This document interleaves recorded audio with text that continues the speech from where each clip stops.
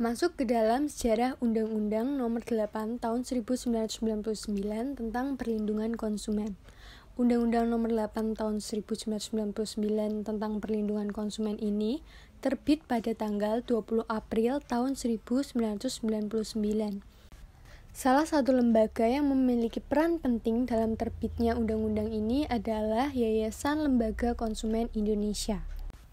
Situasi dan kondisi dari posisi konsumen dalam waktu setengah abad setelah kemerdekaan Indonesia ada dalam posisi yang memprihatinkan, sehingga dalam hal ini muncullah peraturan mengenai perlindungan konsumen. Pada era pemerintahan Orde Baru, pihak yang lebih diperhatikan untuk dilindungi adalah pihak pelaku usaha. Banyak implikasi kebijakan dalam era pemerintahan Orde Baru yang cenderung mengarah kepada praktik-praktik yang melecehkan hak-hak konsumen maupun memanfaatkan kelemahan yang dimiliki oleh pihak konsumen tanpa harus mendapatkan sanksi hukum pada pelaku usaha yang menjalankannya. Lemahnya posisi dari pihak konsumen untuk mendapatkan perlindungan hukum pada masa pemerintahan Orde Baru tersebut dikarenakan oleh pelaku usaha dan perangkat hukum untuk melindungi konsumen belum dapat memberikan rasa aman maupun kurang memadai dalam hal melindungi kepentingan yang dimiliki oleh konsumen. Nah, dari hal tersebut, maka menjadi hal yang penting untuk diupayakan dalam situasi tersebut adalah memberikan perlindungan terhadap konsumen dalam baik pemakaian maupun penggunaan akan suatu produk yang berkualitas yang dihasilkan oleh pelaku usaha. Tujuan dari adanya Undang-Undang Perlindungan Konsumen di Indonesia adalah untuk meningkatkan harkat serta martabat konsumen dalam berbagai upaya, seperti meningkatkan kesadaran pengetahuan, kepedulian, serta kemandirian pihak konsumen, terutama dalam memilih, menentukan, serta menuntut hak-haknya sebagai konsumen. Nah, kemudian saya akan menjelaskan mengenai muatan-muatan yang terdapat dalam Undang-Undang Perlindungan Konsumen. Dalam Undang-Undang Perlindungan Konsumen atau yang lebih disebut sebagai UU PK ini terdiri dari 15 bab dan 65 pasal.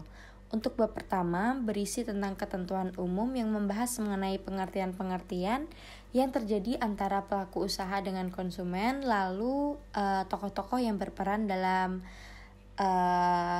kegiatan tersebut. Contohnya seperti pengertian perlindungan konsumen, pengertian konsumen, pelaku usaha, barang, jasa, promosi, impor barang, impor jasa, lembaga perlindungan konsumen swadaya masyarakat, klausula baku, badan penyelesaian sengketa konsumen, badan perlindungan konsumen nasional, serta pengertian dari menteri.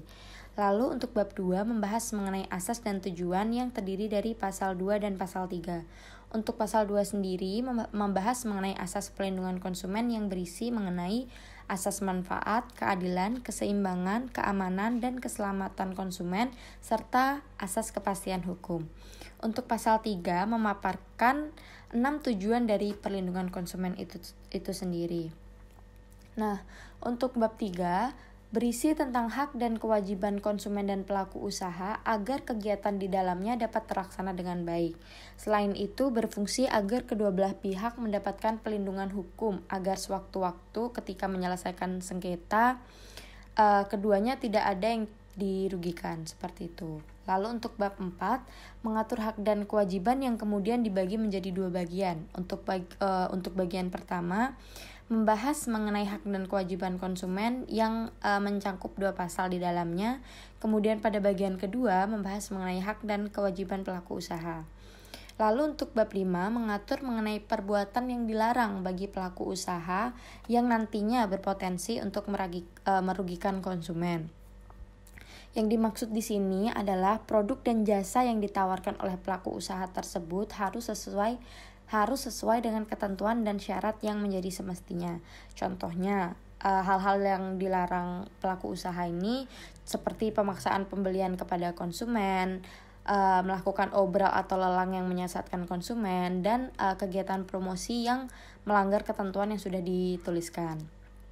Lalu untuk bab 6 mengatur tanggung jawab bagi pelaku usaha untuk memberikan ganti rugi dan memberikan penjelasan ganti rugi kepada konsumen yang disebabkan oleh hasil barang atau jasa yang diperdagangkan. Nah, untuk hal-hal yang diatur pada bab ini dapat digugat melalui Badan Penyelesaian Sengketa Konsumen atau Badan Keadilan di tempat kedudukan konsumen. Lalu bab ketujuh mengatur mengenai pembinaan dan pengawasan yang dilakukan oleh pemerintah agar terciptanya iklim usaha dan tumbuhnya hubungan sehat antara pelaku usaha dengan konsumen. Nah, di sini pemerintah berhak mengambil tindakan jika terbukti memang adanya penyimpangan yang terjadi dalam kegiatan antara pelaku usaha dengan konsumen. Lalu untuk bab ke-8 menjelaskan mengenai tugas, fungsi dan susunan organisasi dari Badan Perlindungan Konsumen Nasional. Nah, Badan Perlindungan Konsumen Nasional di sini berfungsi memberikan saran dan pertimbangan kepada pemerintah dalam upaya mengembangkan perlindungan konsumen di Indonesia, serta menjalankan tugas-tugas yang sudah terdapat pada pasal 34 pada ayat 1 dan ayat 2. Lalu untuk susunan organisasi dan anggota dijelaskan dalam pasal 35 ayat 1 sampai ayat 4. Lalu untuk proses pemilihan dan pembentukan anggota Badan Perlindungan Konsumen Nasional ini dilakukan secara musyawarah. Lalu bab 9 menjelaskan mengenai tugas dan peran lembaga perlindungan konsumen swadaya masyarakat dan bekerja sama dengan pemerintah terkait pelaksanaan perlindungan konsumen. Untuk ketentuan lebih lanjut mengenai LPKSM ini diatur dalam peraturan pemerintah. Lalu bab ke-10 menjelaskan tentang upaya-upaya yang dapat ditempuh untuk menyelesaikan sengketa yang terjadi dalam proses antara pelaku usaha dengan konsumen. Apabila kedua belah pihak ini nantinya memilih untuk menyelesaikan sengketa di luar pengadilan, namun penyelesaian sengketa tersebut tidak menemukan jalan keluar, maka kedua belah pihak tersebut dapat menempuh jalur pengadilan untuk mencapai kesepakatan. Pada bab ke-11 yaitu menjelaskan tentang tugas, fungsi, dan wewenang dari Badan Penyelesaian Sengketa Konsumen untuk membantu menyelesaikan sengketa di luar pengadilan. Nah, bab ini juga menjelaskan tentang cara BPKS untuk menangani dan menyelesaikan sengketa konsumen dengan membentuk majelis yang diatur dalam pasal 54 sampai 58 terkait tugas dan hal-hal apa saja yang dapat ditempuh dan dapat membuat keputusan yang dikeluarkan oleh BPKS. Lalu bab ke-12 mengatur tentang proses penyidikan sebagaimana yang dimaksudkan dalam Undang-Undang Hukum Acara Pidana yang berlaku. Penyidikan ini dilaksanakan oleh pejabat Polisi Negara Republik Indonesia dan pejabat pegawai negeri sipil yang sudah diberi wewenang khusus untuk melakukan penyidikan dan nantinya wajib memberikan hasil penyidikan tersebut. Lalu bab ke-13 mengatur tentang sanksi administratif dan sanksi pidana yang nantinya dijatuhkan oleh BPKS. Nah, dalam hal ini BPKS ini sebagai pihak yang berwenang. Untuk tata cara penetapan sanksi ini diatur lebih lanjut dalam peraturan perundang-undangan yang berlaku serta diatur dalam sanksi pidana. Lalu pada bab ke-14 menjelaskan bahwa segala ketentuan peraturan perundang-undangan yang bertujuan melindungi konsumen telah ada pada saat undang-undang ini disahkan dan dinyatakan tetap berlaku sepanjang tidak diatur secara khusus dan atau tidak bertentangan dengan ketentuan dalam undang-undang ini. Lalu pada bab terakhir yaitu bab 15 mengatur mengenai pemberlakuan undang-undang ini, yaitu undang-undang ini mulai berlaku setelah 1 tahun sejak disahkan. Nah, agar setiap orang mengetahui undang-undang ini, pemerintah mengumandangkan undang-undang ini dengan menempatkannya dalam lembaran negara Republik Indonesia dan disahkan dan diundangkan pada tanggal 20 April tahun 1999 oleh Bahrudin Yusuf Habibie selaku Presiden Republik Indonesia dan Menteri Negara Sekretaris Negara yaitu Akbar Tanjung. Undang-Undang Nomor 8 Tahun 1999 tentang Perlindungan Konsumen memiliki 5 asas. 5 asas ini tertuang dalam pasal 2 yang berbunyi perlindungan konsumen berasaskan manfaat, keadilan, keseimbangan, keamanan, dan keselamatan konsumen serta kepastian hukum. Asas yang pertama adalah asas manfaat yang dapat dimengerti untuk mengamanatkan bahwa seluruh upaya dalam hal penyelenggaraan perlindungan konsumen harus memberikan manfaat sebesar-besarnya bagi kepentingan konsumen dan juga bagi pelaku usaha secara keseluruhan.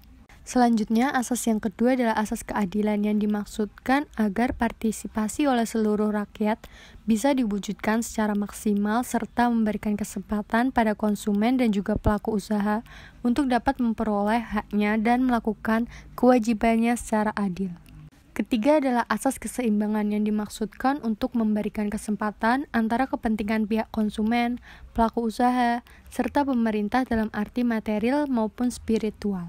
Asas keempat adalah asas keamanan dan keselamatan konsumen yang dimaksudkan untuk dapat memberikan jaminan atas keamanan dan keselamatan pada pihak konsumen dalam hal penggunaan pemakaian dan pemanfaatan barang dan atau jasa yang dikonsumsi maupun digunakan. Kemudian yang terakhir adalah asas kepastian hukum yang dimaksudkan agar baik pelaku usaha ataupun konsumen menaati hukum dan memperoleh keadilan dalam penyelenggaraan perlindungan konsumen serta negara menjamin kepastian hukum. Ya, kita masuk ke hal-hal pokok yang diatur dalam undang-undang.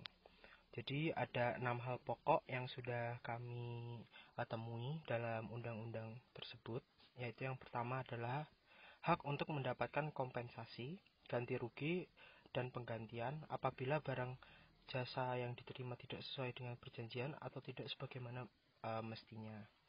Yang kedua yaitu beretikat baik dalam melaksanakan transaksi pembelian barang dan jasa. Yang ketiga, membayar sesuai dengan nilai tukar yang disepakati. Keempat, memberikan informasi yang benar, jelas, dan jujur mengenai kondisi dan jaminan barang atau jasa serta memberi penjelasan penggunaan, perbaikan, dan pemeliharaan. Yang kelima, memperlakukan atau melayani konsumen secara benar dan jujur, serta tidak diskriminatif. Lalu yang terakhir, 6. Pelaku usaha bertanggung jawab memberikan ganti rugi atas kerusakan, pencemaran, atau kerugian konsumen akibat mengkonsumsi barang atau jasa yang dihasilkan atau diperdagangkan. Lalu selanjutnya, ada penerapan kode etik perlindungan konsumen. Jadi, ketika seseorang membeli sebuah produk dari penjual dan produknya tidak sesuai dengan apa yang diharapkan, si pembeli itu berhak untuk mengembalikan produk tersebut kepada si pihak penjual, karena ini sudah ada diatur dalam undang-undang tersebut. Lalu yang kedua, seorang penjual diwajibkan untuk menyertakan informasi yang sesuai dengan produk yang dijualnya. Jika seorang penjual ketahuan tidak menjual produk sesuai dengan informasi yang disertakan, pembeli memiliki hak untuk memberitahu pihak berwenang akan hal tersebut. Jadi pembeli itu memiliki hak untuk menegur atau langsung memberitahu pihak berwenang jika ia merasa bahwa penjual ini menjual produk yang tidak sesuai dengan yang diinformasikan. Lalu yang ketiga, penjual harus melayani pembeli dari kalangan apapun tanpa memandang latar belakang pembeli tersebut. Jadi penjual itu tidak bisa bersikap subjektif terhadap pembelinya. Lalu yang keempat, saat pembeli dan penjual melakukan transaksi penjualan, mereka wajib menggunakan tutur kata dan etikat yang baik. Hal ini guna menghindari permasalahan.